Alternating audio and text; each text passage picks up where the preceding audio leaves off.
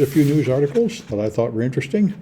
So Papa John's Pizza is being sued for something called session replay software on its website. I've heard about this, although I haven't looked into the details. I think it's done with JavaScript, it sounds like it. It records everything you do, like where you move the mouse, click, and what you type into the page. And that, in principle, is the same thing they call analytics, I think, or something like that for mobile apps. They record everything you do so they can detect how well the app is working, is what they say. And but now they worry that it's a privacy concern, although I don't really see the big issue because I think it only picks up what you do on their website. So anyway, other people have tried to sue before. I don't think anyone successfully sued for this yet. Of course, if they did determine that this was illegal, there would be a large group of people affected, everybody that viewed the website. But it's not very clear to me that they can show that it's actually done any harm to anybody or that it's illegal. But anyway, people are trying to, they're trying to prove some of that in court. So if they do decide it's illegal, that'd be quite a shock. What if you are tabbed out? Does it still capture? Well, that's why I don't know any of the details. I would think it only catches data you enter on their website, so it hardly seems like it matters. This is a new one. The Linux kernel has incorrect power management for certain Intel laptops and will actually physically hurt your screen. And they've updated the kernel, but if you're running the wrong version, it can actually physically harm the screen, but they're not controlling the power correctly, so I haven't heard of that one before. That's pretty harsh. Splunk claims that this other company called Cribble or something, stole Splunk's source code. And now it is extremely common that people leave one company and then move to a rival company or work for another related business. And so we'll have to see. I wonder about Splunk's proprietary code. You know, Splunk is a whole lot like the open source products, Elkstash, Logstash, and Kibana. So I don't know what code they've got that is so special, but maybe they do have it. Anyway, we'll see what comes of it. They're, of course, saying it's all nonsense. Okay, Lord knows. This is awesome, I think, both for the nation as a whole and for the upcoming election and a lot of things. I wanted this to happen 20 years ago. Finally, the feds are going to lower their punishment for marijuana. It is ridiculous. 40 states have now legalized medical marijuana. It is ridiculous for the federal government to continue to hold it back. Obama said he was going to do this, but when he found out how much there's huge pushback from some states, he didn't do it. But Biden is doing it by just pardoning everybody that's in prison for federal crime of mere marijuana possession. So that seems like a great step forward. I'm glad to see it. All right. And this one is incredible. I mentioned this a few weeks ago. I think Joe Sullivan was the Uber chief of security, and he also worked at Cloudflare and I think Facebook, other big companies. And when he was at Uber got hacked, and he took the people that hacked him and said, look, how about I just move you over to the bug bounty program and pay you the bounty, and then I don't have to say we've been breached. And that's what they did, and he did not report it as a breach. And he has now been convicted of that. I see someone asking, is smoking weed worse than smoking tobacco? No, the opposite is true. Smoking tobacco is much worse. In fact, many researchers since the 60s have tried to prove that marijuana harms you and been unable to really find anything bad it does at all. It's much less harmful than tobacco. It seems to have no significant bad effects at all. So it is really ridiculous that tobacco is legal and marijuana is not legal. Anyway, the problem with this is what he did was ultimately Uber changed hands. Travis Kalanick, the CEO of Uber, knew that Joe Sullivan was doing this and was okay with that.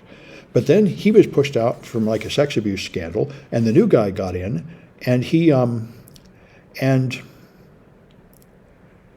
was fired by the new guy for doing this. So it was controversial, but the problem is this is something a lot of security officers will do, and Uber was pushing this lawsuit. Uber was there vigorously trying to blame Joe Sullivan for this, not the company, Uber.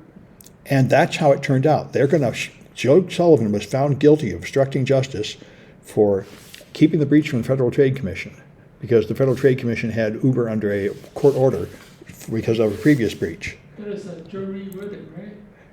I think it is a jury verdict, but it is pretty. He's gonna appeal it. Yeah, I hope he appeals it. He said he might, because this is awful. Because when you're the CEO at a company, the chief security officer, you have to do things, and Because it was a couple of years ago, and then only during the pandemic, then the Congress mandated the company had to open up. well, So it was.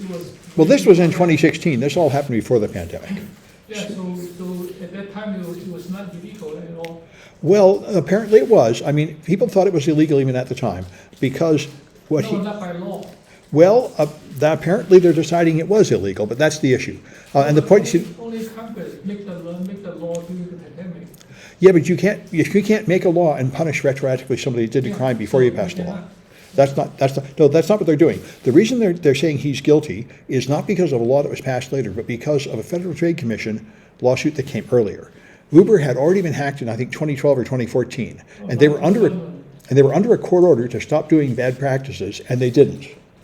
And when he covered up the breach, they interpreted that as covering up they're required to turn in monitoring. This is how FTC things usually work. I used to do them.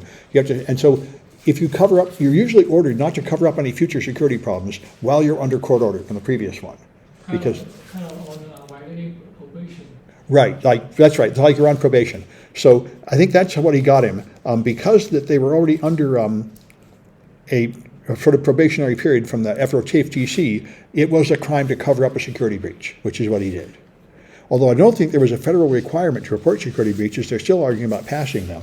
Anyway, so the disturbing thing here, though, is that he was working at the company, and usually anything a company employee does goes to the CEO. I mean, this is going to make it really hard for people to get chief security officers and chief security officers to do their job. If they can personally go to jail for doing things on the job, they're going to be very nervous about doing things on the job. And another issue is when you work at a company and you have a difficult situation like ransomware, and you have to get your stuff back, and you aren't sure if you should pay, that sort of thing. You're not even sure if it's legal to pay. Well, you have company lawyers. But if the chief security officer asks the company lawyer will tell you what's good for the company, but that might involve throwing the security officer under the bus to go to prison, which is what Uber did. Uber is throwing their own staff member in prison here. So company's supposed to indemnify the officer. I know, that's it. The unruly company indemnifies the officer, and so this really would be very unfortunate for the position of a chief security officer. This would make your job almost impossible, where you will get orders from above, and you will consider whether you dare obey those orders, because you personally could go to jail for them. So, Acquitted. yeah, I hope he gets appealed and acquitted. Anyway, someone's asking if nicotine is the most addictive. I think nicotine is about the most addictive drug. Nicotine and heroin are considered the most addictive. Marijuana is nowhere close. Anyway, this is the MITRE ATT&CK has now added something. We've been doing MITRE ATT&CK in this class. That's why I thought it was particularly interesting. They have attack, they have defense, they have mobile, and now they have threat actors. You've seen threat groups. Now they have campaigns. They've added it in. So you have not only the threat actors, but you have their particular campaigns, a series of attacks that are related. So they're adding them in. So they're really getting an awful lot of threat intelligence, more and more types of threat intelligence on MITRE ATT&CK. So here you go. They have a system of naming the campaigns and listing what they did and such. So it's good to see. So there's this exam in India, and you take it online on a computer.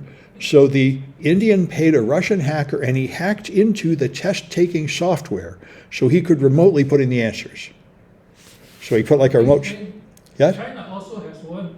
Yeah, they do. Has one they got caught using AI for cheating, and then I think it was like gaming. So the gaming association kicked him out. It was a test for the gaming, or was it competitive gaming? It's a competitive game. Oh, so they were cheating in games. He was talking about in China that someone used AI to cheat. Yeah, and you're not a chess champion. Used apparently AI to cheat. So the gaming association kicked him out. Yeah. And the same thing I think is happening to the chess champion that cheated. There's a lot of money in that. Anyway, I was surprised that he did it this way. You hacked into the software platform to remotely control it. That's one way to cheat. Anyway, of course, I wonder if they can, yeah, so I guess he was in India. Yeah. If they just done it from Russia, I think they wouldn't be able to jail him. Anyway. All right, and I think, oh, that's good. It's time to carry on anyway. Good, let me just stop the recording. All right.